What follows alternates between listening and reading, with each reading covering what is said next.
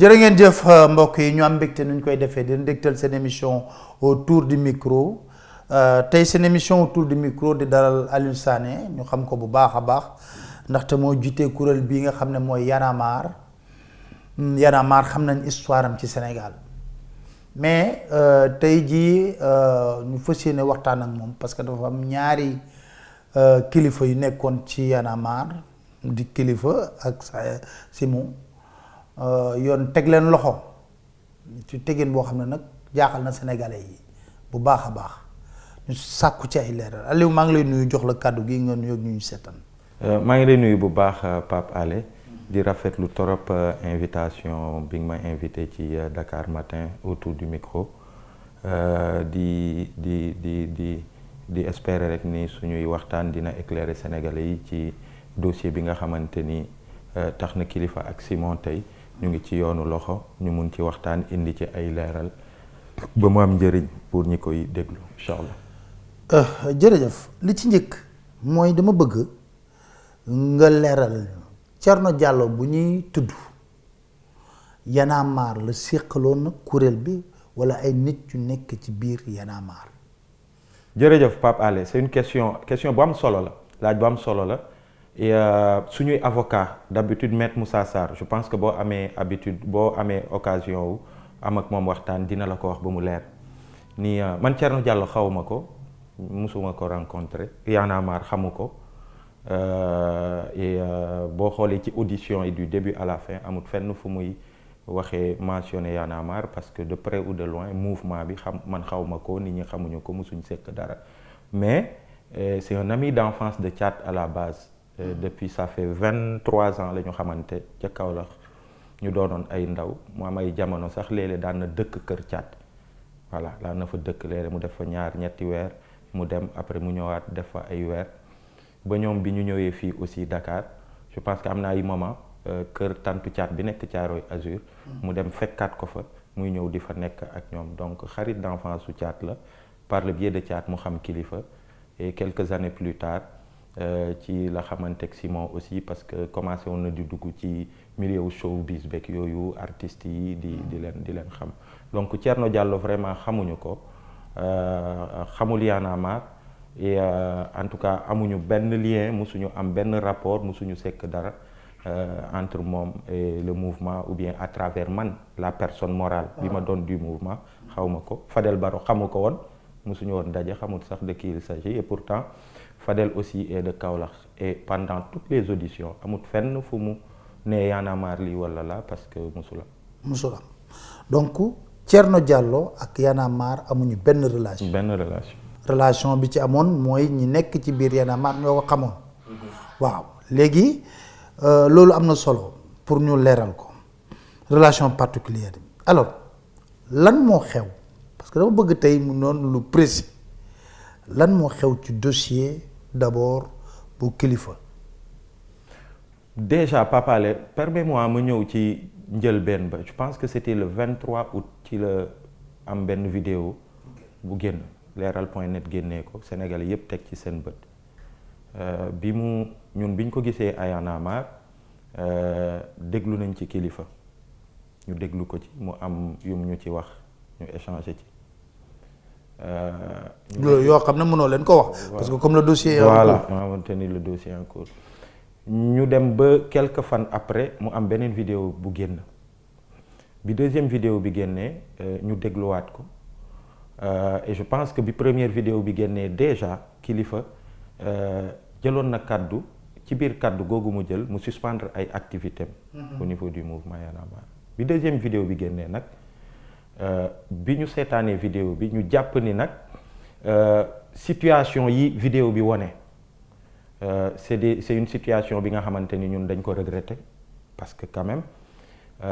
mouvement lañu bi nga xamante ni am nañ taxawaay ci réew mi mu am kàddu bu ñu fiy jibal mu am yu ci bëri yi nga xamante ni dañ koy doxee donc bu amee kenn ci ñun yi nga xamante ni xaritam de 20 ans filmé na ko ci yenn situation yi ñu teg ci bët gis ni vraiment lii dañ koy regretter ñu daal di accepter li mu suspendre ay activités am ci Y'en a marre tout en sachant que jàpp nañ ni il a la présomption d'innocence mais pour que moom sax ni mu ko waxee ci vidéo pour que justice mu ñëw àddu ci pour que mbir yi mu leer et après comprendre nañu aussi indignation Sénégalais yu bëri ñenn ñu ci bëri ñi nga xamante ni bañuñu mouvement Y'en a marre bugg nañu Y'en a marre di ko soutenir donc bu ñu gisee kenn ci ay figures yi nga xamante ni ci mouvement bi la bokk muy artiste di Kilifeu Simon aussi ñu am taxawaay bu am solo ci mouvement bi mu juddoo ba tey ils ont été de toutes les luttes citoyennes ces 10 dernières années ñu constant ñu doon ñi nga xamante ne amoon nañ opportunité sax nguur gi jënd leen jox leen lu ne ñu bañ ko ñu nekk ci yoon wi rek donc bu même Sénégalais yu bëri ñi nga xamante ni seeni indignation comme ni ma ko waxee ce matin comprendre nañ ko te nangul nañ leen ko donc bi loolu amee ci la ñu suspendre seeni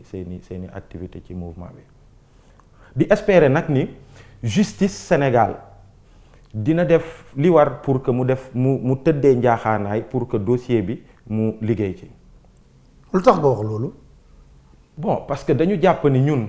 en tant que mouvement Y'en a marre yu ci bëri yuy am même bu dee dinañ ci ñëwaat. yu ci bëri ci am ci ñi nga xamante ni ñoom ñoo jiite réew mi ci ay corps de contrôle ñi ñu épinglé rapport IGI yu FNAC yeeg yooyu yëpp mu ngi ci table procureur à chaque fois ñun dañuy réclamer à ce que justice mu def liggéeyam. bu amee aussi kenn ki nga xamante ni suñu frère la mu ngi ñu jege mu am kenn ku fësal vidéo yu mel nii ñun dañu jàpp ni justice dafa war a def liggéeyam du moment où moom sax ci kaddu yi mu jël am na yu mu ci jibaloon et que il était sûr de sa défense ñu ne donc justice. porte de plainte sax pour. après par la suite il y a quelques jours la porte plainte donc ñenn ñi nee nañ ñu depuis l'époque nee nañ ñu yéen vous êtes naïf de penser que ci mbir mi justice dina tëddee njaaxaanaayam. mais d'ailleurs foofu laa lay laaj est-ce que naïveté bi commencé wul ngeen gis chef d'inculpation yi nga xam ne moom la ñu arrêté contre Kilifeu ak Simon. non xam nga déjà Kilifeu biñ ko arrêté biñ ko convoqué mu ñëw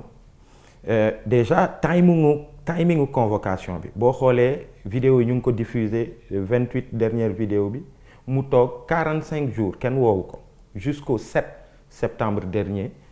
man mii wax naa ko ne ko dañuy préparer dossier bi mais dina la jàpp. mais voilà. du mun a ma non je ne crois ma wax ko. voilà maintenant le timing bi ñu jël ñoom pour activer justice bi dañu xaar ba mu am beneen dossier bi nga xamante ni moo gën a dossier bu garaaw bi nga xamante ni ay députés du peuple dañ leen cité ci mbirum traficu passeport diplomatique yi nga xamante ni République du Sénégal moo ko moom sénégalais yi ñoo ko moom loolu bi mu génnee rek ñu ne ok nañu activer le dossier Kilifeu.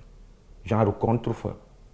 donc Kilifeu ñu convoqué ko mu ñëw. au départ mais les deux dossiers il faut préciser. bokkul parce que non rien à voir parce que bi Kilifeu ñëwee li ñu njëkk a bëgg établir mooy connexion entre Kilifeu ak passeport diplomatique ou député yi mais tout de suite bi ñu commencé def investigation yi ñu gis ni bokkut mais malgré ça boo xoolee et malheureusement fa la manipulation am d'une certaine presse da ngay xool ci semaine boobu yépp presse bu bëri ci seeni une. dañuy créer amalgame entre dossier Kilifeu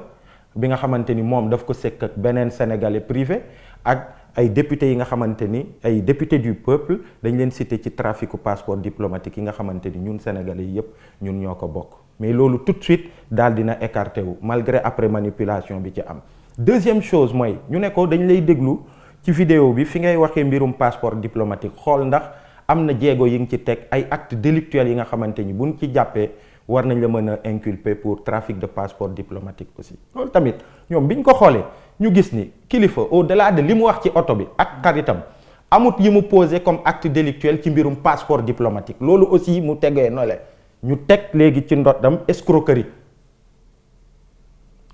point amut lenn luñ ci dugal après ci biir audition yi parce que Thierno moomu fekk na moom bi vidéo yi loolu naa ci ñëw après bu vidéo yi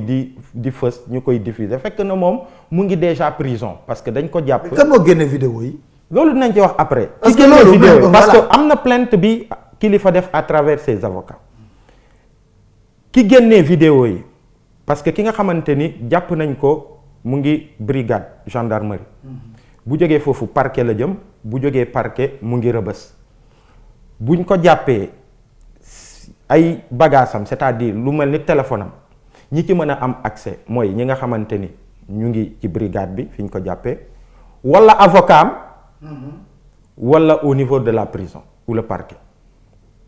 Et on a des pistes sérieuses yi nga xamante ni tax na kilifa déposer na plainte par ses avocats pour que Thierno moom mu ñëw déjà répondre du délit de collecte et diffusion de données à caractère personnel et ci biir loolu moom ki am accès ci moom fekk mu ngi ci loxo yoon ba mu jël vidéo yi ci ñu moom diffuser ko dina fay te Sénégalais yi dinañ ko gis. ñu ne benn célébrité la. waaw moom loolu la wax ci ay audition nee na benn célébrité la. mais nañu xam ni daal mu ngi ci institution judiciaire avocat la wala ci ñi nga xamante ni ñoom ñoo ko téye loxo mu nekk ci loxo nguur wala biñ ko yóbboo prison dina leer du yàgg. mais lu leen lan moo leen gën a métti ci mbir mi le fait que yéen ngeen di prôné yenn trucs yi ñu yenn nouveau type de sénégalais yenn valeurs yi ñu gis 2 personnes yu leen impliqué ñu leen di dugal ci affaire de trafic visa. oui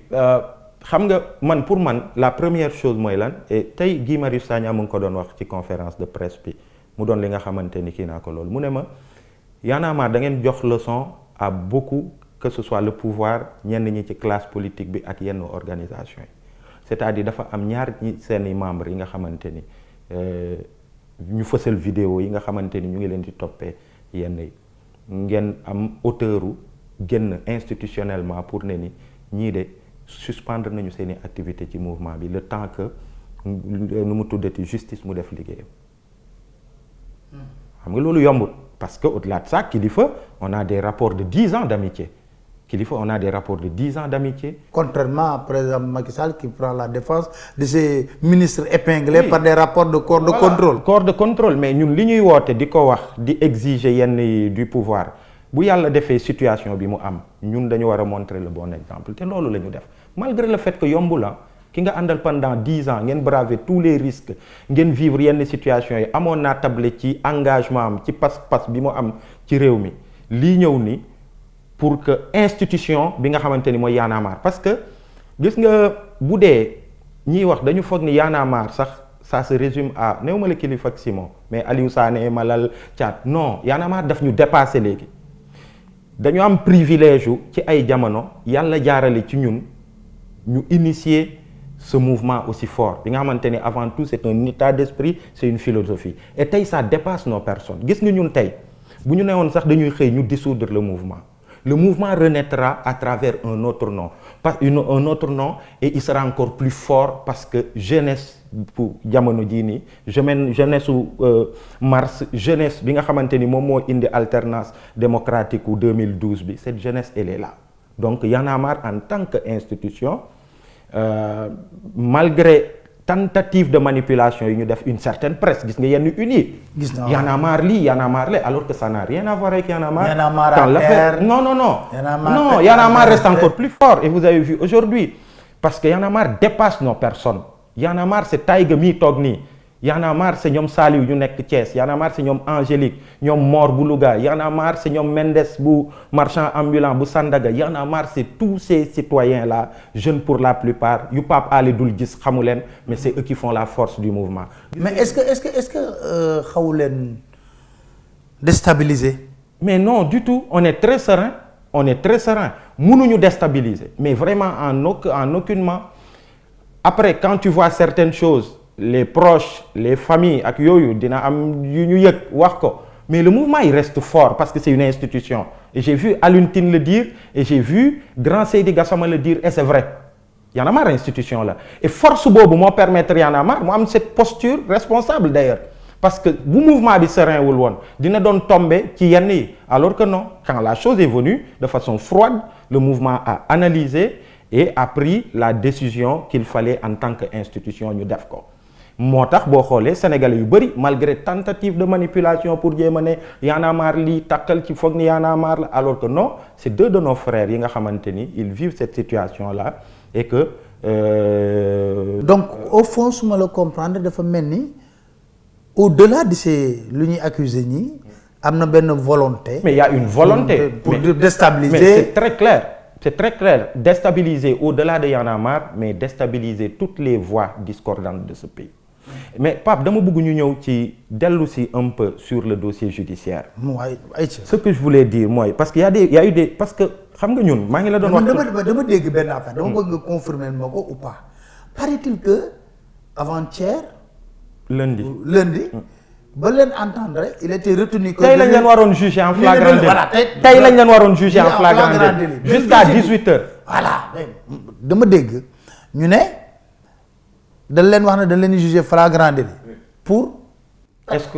escroquerie pour Kilifeu et pour Simon tentative de trafic de migrants. voilà loolu la woon. ñu war leen yóbbu pour flagrant délit. oui mais dossier bi lan moo ko yóbbu instruction. gis nga déjà bi gars yi ñëwee lundi ñu indi leen au niveau du parquet le substitut du procureur bi mu xoolee dossier bi boo xoolee teneur u dossier bi flagrant délit la mën a jëm naturellement selon les 2 chefs d'inculpation yi tax ñu indi leen fa naturellement flagrant délit et nos avocats même ont été informés et ñenn ñi sax ils ont eu l'info comme quoi jeudi bii tey lañ leen waroon juger parce que ñun on tient à ce que ça se fasse ñun Y'en a marre bi ñu yëgee lundi ni day am jugement flagrant délit le jeudi on en était content parce que dañ bëggoon procès bi mu am Simon ak Kilifeu ñu ñëw juge yi toog seeni avocat ñu toog et que ñu layoo ñun loolu lañ bëggoon mu leer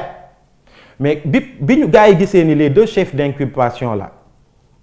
et surtout ci mbirum escroquerie bi nga xamante ni moom lañ ne ni dañu koy toppee Kilifeu pour que escroquerie am il faut que mu am ki nga xamante ni entre 2 personnes da nga jàpp ni dañ la escroquer nga porter plainte mais amul plainte dañ doon jëm vers benn procès historique en escroquerie boo xamante ni amul partie civile avocat wu ñoom Kilifeu yi ils étaient venus pour vraiment défendre leurs clients pour démonter et au pire des cas je pense mënoon nañ ci am liberté provisoire selon avocat yi li ñu wax ak dossier bi li ci nekk loolu la donc gaañi bi ñu demee ba gis ni lii day compliqué ñu ne non ñii il faut que ñu téye leen pour téye leen il faut fabriquer de nouvelles chefs d'inculpation yi nga xamante ni mun na justifier que ñu yóbbu leen en instruction et c'est ce qui a fait que chef d'inculpation yi nga gis Kilifeu ñu nga rangaleel ko 5 Simon 2 ñu mettre leen sous mandat de dépôt pour téye leen pendant bu ko juge bi neexee. Et pour te dire Pape Alé encore une fois sur ce dossier le mouvement est très à l'aise parce que depuis bi mu éclaté on a pris nos responsabilités ñu ne il faut que justice def liggéeyam Kilifeu ak Simon ñu suspendre leen de leurs activités et que lundi bi ñu nee ni jugement flagrant délit day am dañ ci sawar parce que mënuñu venant des tenants du pouvoir ñuy exiger ay mbir yi nga xamante ni ñun duñ ko imposer suñ bopp mais après boo gisee ñu commencé di instrumentaliser la justice di fabriquer yenn charges yi nga xamante ni dafa garaaw pour yóbbu leen en instruction téye leen fa xoqatal ba pare ne au-delà de ñoom léegi dañuy xool nan la ñuy takkalee mouvement bi ñu bokk muy mouvement Y'en a marre mais oui parce que quand tu vois une certaine presse yi ñuy bind ak yooyu c'est ça l'objectif mais malheureusement ils ont échoué ça et au-delà de Y'en a marre je l'ai dit tout à l'heure au-delà de ñun c'est toutes les voix et man dama gëm ni les événements du mois de mars ñu ngi à travers la gorge de Macky Sall képp ku mu foog ni ci dynamique citoyenne bi de façon pacifique jóg nañu ñu am ci yenn position de principe yi ñu défendre ko il va s'attaquer à toi et en direction du 3e mandat loolu laa gëm te mënul nekk. kon fi mu nekk nii moom da nga jàpp ne dafa fas yéene attaquer toutes les personnes. c'est ça Pape Alé demain ça peut être toi parce que tu te bats tu as des opinions que tu assumes te yàlla tax demain ça peut être toi après demain ça peut être un autre moo tax il faut se battre ñun newuñu ni justice bu mu am ñépp gis nañ ko mais nag il faut pas que ñu jàpp justice di ko manipuler pour di dóor pour di xoqatal loolu lañ dul nangu. loolu ngeen dul nangu alors est-ce que depuis lors gis nañ benn genre solidarité autour de vous. mais oui par exemple déjà mais tous les appels yu ñu jot ay appels yu ñu jot ay messages yu ñu jot à travers nos familles ak yooyu nga xamante c'est des Sénégalais lambda et c'est ça qui est le plus fort loolu mooy première chose mais deuxième chose les organisations tey suñu QG bi mais tey ça refuse en fait nit ñi xajuñu fa woon ak ñeneen ñu bëggoon ñëw ñu ne leen non lii conférence de presse rek la Y'en a marre yi bugg mobiliser wu ñu ne leen non conférence de presse la c'est pour les journalistes nga gis am na malgré ça ñi nga xamante ni ils se sont déplacés waa FRAPP ñoom Babacar Diop ñoom Xuman le monde des artistes ñoom Nit Dof ñoom Ousmane Sonko ñoom Barthélémy Diaz ak ñeneen suñu sœur bu Fouta Tampi woote bugg ñëw donc il y a un vaste soutien parce que tous ceux qui se battent actuellement, tous ceux qui sont pour la préservation de nos acquis démocratiques et qui se disent que suñu démocratie bi nga xamante ni c'est à genoux déjà, le peu qui reste de cette démocratie dañ ko war a aar ñu sàmm ko ñu jugoon nag au mois de mars pour le principe ne woon Macky Sall jéego yi mu bëgg teg du fi amee ñooñu ils sont encore là pour barrer la route à ce projet de Macky Sall parce que tey Y'en a marre la comme ni ma ko waxee suba c'est Pape Alé ginnaaw suba c'est Fatoumata de Fouta Tampi beneen kii c'est un acteur politique wala d'autres mouvements citoyens et ça il faut se battre et tey on voit toute cette dynamique là sur les réseaux sociaux les Sénégalais de tous bords xam nga Pape Alé parfois man balaa may parce que xam man nekk naa mouvement Y'en a marre lu bëri daanu ma wax je préférais être en retrait parce que mooy posture bi ma gënal yu bëri léeg-léeg dama daan gis ci réseaux sociaux wala nit ñi di xas mouvement bi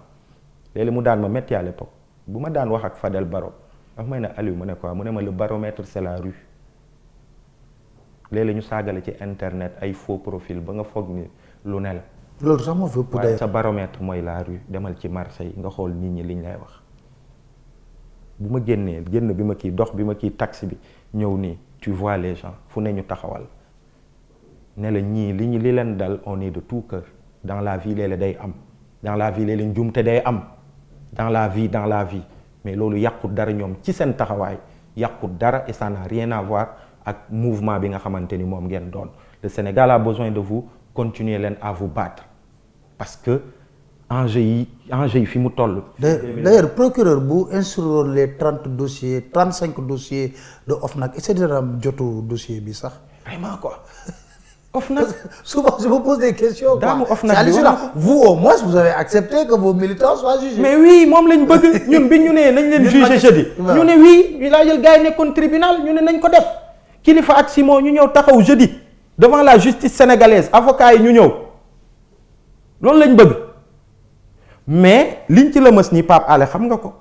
dañ leen bëgg téye jëm xaw ma. instruction 6 mois bu 7 mois 6 mois juge bi woo la nan nga tudd nan nga sant sa papa nu mu tudd sa yaay nan la tudd ok déglu nañ la dellul 6 mois encore xam nga loolu. ñu ne est-ce que loolu du déstabiliser mouvement bi. jamais xoolal tey jamais le mouvement reste plus que fort et puis xam nga dafa am lu am ci suñuy mouvement Pape Alé parfois. tant que tout va bien y a pas de menace ñenn ñi sax doo leen gis tey am na ku ma wax loolu mais ku toucher de façon injuste le mouvement nga ma bëgg porter atteinte à l'image du mouvement wala nga bëgg ko xoqatal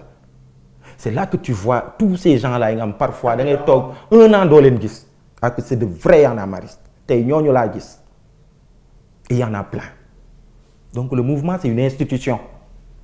qui dépasse ma personne, qui dépasse la personne de Fadel. Pour preuve, Fadel, il n'est plus coordonnateur de Y'en a marre. Y'en a marre continue d'exister et d'avoir son expansion en Afrique qui continue d'influencer d'autres mouvements en Afrique.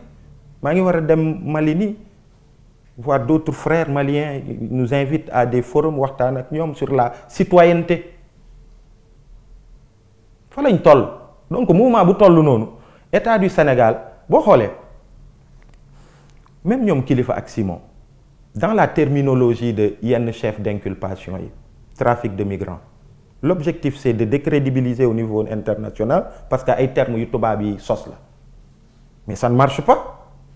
les gens ils disent ça c'est de la politique donc loolu laaluñu trafic de migrants. Ouais, tentative de trafic de migrants loolu dafa am lu tax ñu créé ko. Il y a des réseaux organisés yatt gaal jël des dizaines des vingtaines de personnes di leen yóbbu pour que ñu bàyyi une situation économique bu précaire bu fi nekk pour dem dans une situation économique Eldorado cet Eldorado européen bi nga xamante ni amul en Europe mais tiers du migrant donc foog ñu taxaw et on est là Le mouvement Y en a marre reste là, fort plus que jamais. Quel est ton dernier message booy lancé à l'endroit de tous les mouvements, de tous les membres d'abord, de la population sénégalaise, et du véritable combat qui reste à mener pour l'ancrage de la démocratie et de la bonne gouvernance au Sénégal? Pape Alé, ce que je veux dire, wax naa ko tout à l'heure et je vais le dire encore, mooy que képp ku bañ ci réew mi suñu démocratie mu nax saay bugg am justice bu fort bañ yenn jéego yi nga xamante ni nguuru Macky Sall mu ngi koy teg jëm 2024 ci mbirum 3e mandat ak li ni mel. képp ki nga xamante ni da ngay jibal kaddu wala ngay poser ay actes pacifiquement pour contester ko xamal ni tu es menacé. Il faut que ñu booloo parce que ñi nekk fii la plupart des acteurs ils se sont battus pour que Macky Sall soit là. Ils ont pris des lacrymos alors qu'il n'en a pas pris. Ils ont dormi en cellule à l'époque alors que lui il n'a pas dormi en cellule, Macky Sall, pour ñëw ci nguur gi. Ils se sont battus pour des principes. moom mu jël nguur gi ñoom ñu génnaat taxawee na le ne on va continuer d'être la voix du peuple bokk nga ci Pape Alé Niang. Tous ces gens-là sont menacés. Et il faut rester ferme, il faut que ñu booloo ñu ànd xeex. Voilà. Aliou Sané, maa ngi lay remercier. Le message aussi, c'est un message qui est très fort. Parce que le véritable combat, c'est un combat pour la démocratie, pour la bonne gouvernance, pour l'éveil d'une conscience citoyenne forte. C'est important. Et Y en a marre, bu ñu jël Simon kilifa, mais fàttalikul jaar-jaaru Y en a marre yëpp lutte yu mu mëne ba tey jii am existence bi mu am nekk une institution. C'est très important parce que l'essentiel buñ ko fàtte di dem ci l'accessoire. L'essentiel mooy lan lutte démocratique yi nga xam ne am na ci réewum Sénégal te Y en a marre joue un rôle fondamental. Loolu dafa am. À chaque fois qu'on a besoin d'un mouvement fort organisé sur le terrain pour faire de la résistance pour la démocratie, Y en a marre a été toujours là. Donc kon maa ngi lay sant di la gërëm bu baax Aliou Sané. jërëjëf Pape Alé. di sant di gërëm ñu doon seetaan di leen dégg daje ci benn émission autour du micro incha allah.